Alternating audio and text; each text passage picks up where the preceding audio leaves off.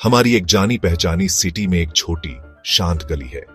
शाम की चमेली की खुशबू और स्ट्रीट फूड की सिजलिंग आवाज। इस गली में एक छोटी सी किराना की दुकान थी जिसे दो भाई रोहन और सोहन चलाते थे। उनके पिता ने यह उन्हें दी थी। हार्डवर्क, ईमानदारी की विरासत। दुकान पुरानी थी, पेंट उखड़ रहा था, लेकिन यह उनकी छोटी सी दुनिया का दिल था। हर दिन वे सुबह शटर खोलते थे और आखिरी स्ट्रीट लाइट तक काम करते थे। वे हर कस्टमर को नाम से जानते थे, हर परिवार की कहानी, हर बच्चे की पसंदीदा कैंडी। यह एक सिंपल लाइफ थी, लेकिन मकसद से भरी हुई। वे कंफर्टेबल रहने के लिए कमाते थे, छोटे सपने देखने के लिए कमाते थे, मुश्किल समय के लिए कुछ पैसे बचाने के लिए कमाते थे।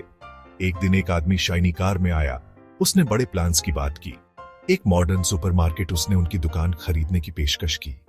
उन्हें इतनी रकम दी जो फॉर्च्यून जैसी लग रही थी। रोहन तुरंत कैप्टिवेटेड हो गया। उसने एक आसान लाइफ सोची, एक नया घर सोचा और सुबह जल्दी उठने की जरूरत नहीं सोची। नंबर बड़ा था, उसने ऐसा चेक कभी नहीं देखा। उसने इंस्टेंट वेल्थ का खिंचाव महसूस किया। पिता की विरासत बेचने का टेम्पटेशन। सोहन शांत रहा। उसने ऑफर सुना और पोलाइट सिर हिलाया, लेकिन उसका दिमाग दुकान पर था। वह चेक नहीं देख रहा था, वह दुकान देख रहा था। उसे पिता की बात याद आई। यह दुकान सिर्फ ईंट और मोर्टार नहीं है, यह हमारे कस्टमर्स का भरोसा है, वह गुडविल जो हमने कमाई है। इसकी असली कीमत आज के ऑफर से नहीं मापी जा सकती। असली कीमत वो आय है जो यह आने वाले सालों में दे सकती है। उसने इसे सिर्फ बिल्डिंग नहीं, बल्कि लिविंग ब्रीथिंग बिजनेस के रूप में देखा। यह कहानी यहीं से इन्वेस्टिंग की दुनिया की शुरुआत है। चलो अपनी कहानी पर वापस चलते हैं। सोहन अनसर्टेन महसूस करते हुए दुकान के डस्टी बैक रूम में चला गया। वहां उसे अपने पिता की एक पुरानी डायरी मिली। यह सिर्फ सेल्स का रिकॉर्ड नहीं था, यह थॉट्स की एक बुक थी। एक पेज पर उसके पिता ने लिखा था कि एक कंपटीटर ने पास में नई दुकान खोली थी। सब घबरा गए थे, कह रहे थे कि उनका बिजनेस खत्म हो जाएगा। लेकिन उसके पिता ने लिखा था, हमारी दुकान आज की सेल्स से ज्यादा वर्थ है। यह उस जमीन की वर्थ है जिस पर यह खड़ी है, यह गुड्स से भरी अलमारियों की, यह ड्रॉअर में कैश की और हमारे लोगों के भरोसे की। जब तक यह टोटल वैल्यू हमारे कंपटीटर के सोचने से ज्यादा है कि हम कितने वर्थ हैं, हम सुरक्षित हैं। यह मेरे दोस्तों वही है जिसे बेंजामिन ग्राहम ने वैल्यू इन्वेस्टिंग कहा था। वैल्यू इन्वेस्टिंग उन स्टॉक्स का पीछा करने के बारे में नहीं है जो पॉपुलर हैं या जिनकी कीमतें दिवाली की रात एक फायर क्रैकर की तरह ऊपर जा रही हैं। यह एक डिटेक्टिव बनने के बारे में है, ट्रूथ की तलाश करने वाला। यह एक अच्छे बिजनेस, एक सॉलिड कंपनी को खोजने के बारे में है और उसकी असली इंट्रिंसिक वर्थ का पता लगाने की कोशिश करने के बारे में है। इमेजिन करो कि आप एक सेकंड हैंड स्कूटर खरीदना चाहते हो। आप इंजन चेक करोगे, आप टायरों की कंडीशन देखोगे, आप माइलेज देखोगे और आप उसी मॉडल के एक नए स्कूटर की कीमत देखोगे। आप ऑफर देने से पहले अपने दिमाग में उसकी असली वैल्यू कैलकुलेट करोगे। वैल्यू इन्वेस्टिंग बिल्कुल यही कर रहा है, लेकिन स्टॉक मार्केट में लिस्टेड कंपनियों के साथ। ग्राम के अनुसार इंटेलिजेंट इन्वेस्टर एक बिजनेस एनालिस्ट होता है, न कि मार्केट स्पेकुलेटर। वे यह अनुमान लगाने की कोशिश नहीं करते कि कल हवा किस तरफ बहेगी। इसके बजाय वे कंपनी का इस तरह से अध्ययन करते हैं जैसे वे पूरा बिजनेस खरीदने वाले हों। वे इसकी फाइनेंशियल रिपोर्ट्स पढ़ते हैं जो कंपनी के एनुअल हेल्थ चेकअप की तरह होती है। वे इसके प्रॉफिट्स देखते हैं, वे इसके डेब्ट्स देखते हैं, वे इसके ब्रांड की ताकत देखते हैं।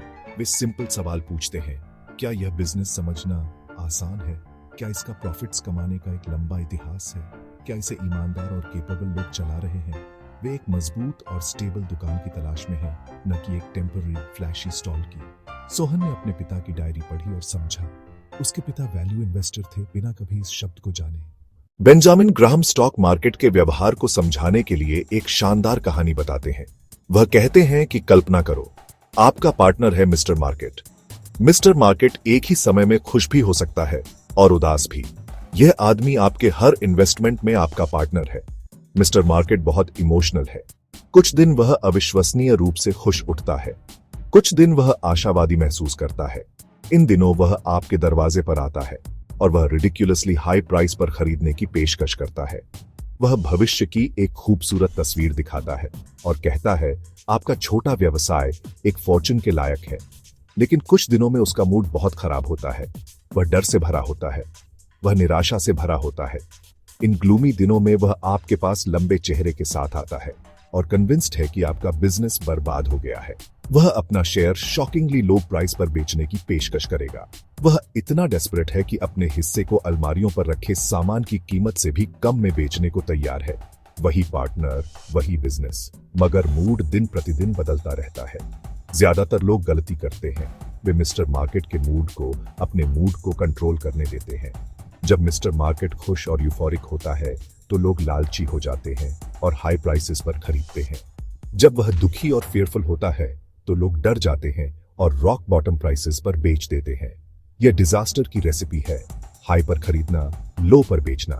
आप उसके इमोशनल रोलर कोस्टर को अपने फाइनेंशियल फ्यूचर पर हावी होने दे रहे हैं। वह आपकी सेवा करने वाला सर्वेंट है, पर लोग उसे अपना मास्टर बना लेते हैं।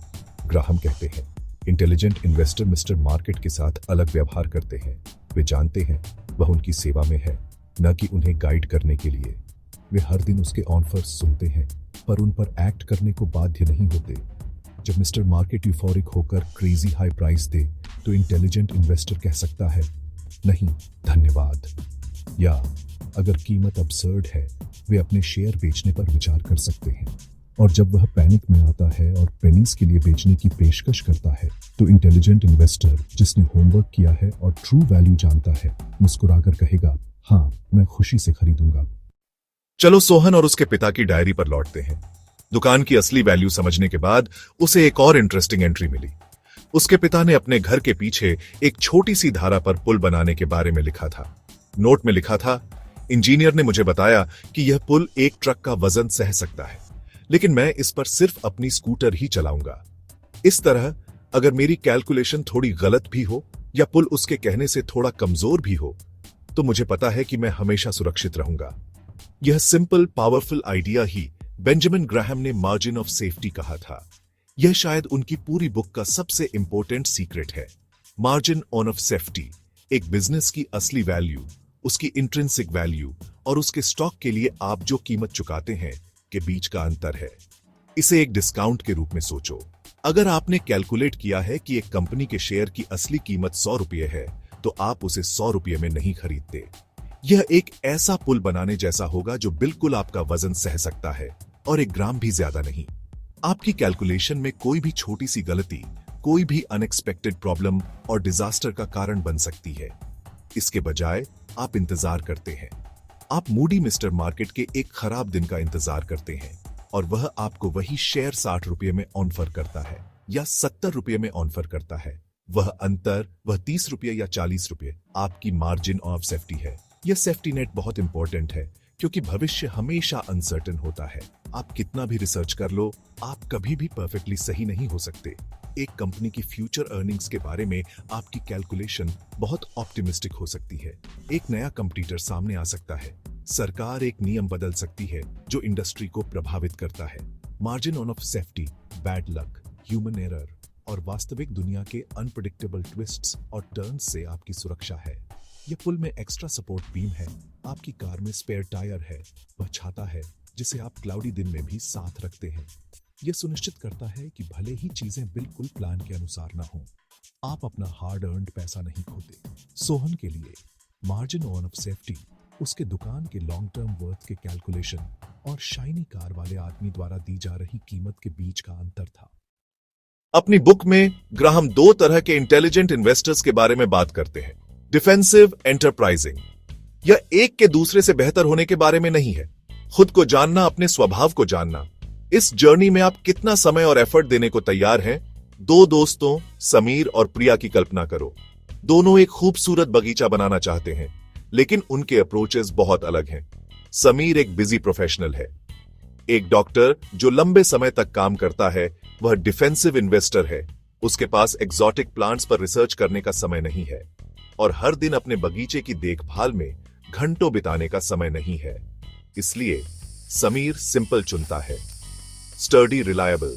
वह ऐसे पेड़ और झाड़ियां लगाता है जो उसके शहर के क्लाइमेट में अच्छी तरह उगने के लिए जाने जाते हैं। ऐसे प्लांट्स जिन्हें लगातार ध्यान देने की जरूरत नहीं होती। वह बड़ी वेल एस्टैब्लिश्ड फाइनेंशियली साउंड कंपनियों के एक बास्केट में इन्वेस्ट करना चुन सकता है।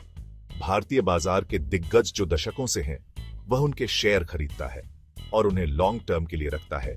डिविडेंड्स को री इन्वेस्ट करता है। वह कॉम्प्लिकेटेड स्ट्रैटेजीज से बचता है। और बड़ी गलतियां करने से बचने पर ध्यान केंद्रित करता है। उसका लक्ष्य हाईएस्ट पॉसिबल रिटर्न्स प्राप्त करना नहीं है, बल्कि मिनिमल रिस्क और एफर्ट के साथ स्टेडी रीजनेबल रिटर्न्स है। उसका बगीचा आम के पेड़ों का है, बरगद के पेड़ों का है प्रिया। दूसरी ओर एक फुल टाइम राइटर है जो घर से काम करती है। उसके पास ज्यादा समय है और बागवानी के लिए गहरा जुनून है। वह एंटरप्राइजिंग इन्वेस्टर है। उसे रिसर्च और डिस्कवरी का थ्रिल पसंद है। वह अपने वीकेंड्स नर्सरीज में जाकर विभिन्न प्लांट स्पीशीज के बारे में किताबें पढ़कर और अन्य गार्डनर्स से बात करके बिताती है। वह छोटी कम ज्ञात कंपनियों की तलाश करने को तैयार है जिनमें बड़ी ग्रोथ की क्षमता हो सकती है। वह छोटे बैंकों, नई टेक्नोलॉजी फर्मों या रिकवरिंग इंडस्ट्रीज में कंपनियों का विश्लेषण कर सकती है। वह गहन रिसर्च करती है, बिल्कुल एक डिटेक्टिव की तरह अंडरवैल्यूड जेम्स की तलाश में जिसे बाकी मार्केट ने अनदेखा कर दिया है। उसका बगीचा स्टर्डी पेड़ों का मिश्रण है और एग्जॉटिक फूलों का, जिन्हें ज्यादा देखभाल की जरूरत होती है लेकिन स्पेक्टेक्युलर ब्लूम्स प्रदान करते हैं। अब आप सोच रहे होंगे यह सब एक अच्छी कहानी है, लेकिन यह मुझ पर भारत में 2025 में कैसे लागू होती है? ग्राहम के ज्ञान की सुंदरता यह है कि यह टाइमलेस और यूनिवर्सल है। सिद्धांत गुरुत्वाकर्षण के नियमों की तरह हैं। वे हर जगह काम करते हैं। हमारे लिए भारत में मिस्टर मार्केट की कहानी एक दैनिक वास्तविकता है। हमारा स्टॉक मार्केट भी उतना ही मूडी हो सकता है। जब इकोनॉमी बूमिंग होती है तो अत्यधिक आशावाद अनसर्टेनिटी के समय में अत्यधिक निराशावाद तक झूलता रहता है। हम इसे हर दिन खबरों में देखते हैं। Breathless excitement, panicked headlines. Intelligent investor इस शोर को अनदेखा करना सीखता है। डिफेंसिव इंडियन इन्वेस्टर हमारे दोस्त समीर के लिए एक प्रैक्टिकल टिप सिंप्लिसिटी पर ध्यान केंद्रित करना है। आप एक डाइवर्सिफाइड म्यूचुअल फंड, खासकर एक इंडेक्स फंड में इन्वेस्ट करके शुरू कर सकते हैं। एक इंडेक्स फंड को एक ही बार में देश की सभी टॉप कंपनियों का एक छोटा सा हिस्सा खरीदने के रूप में सोचो।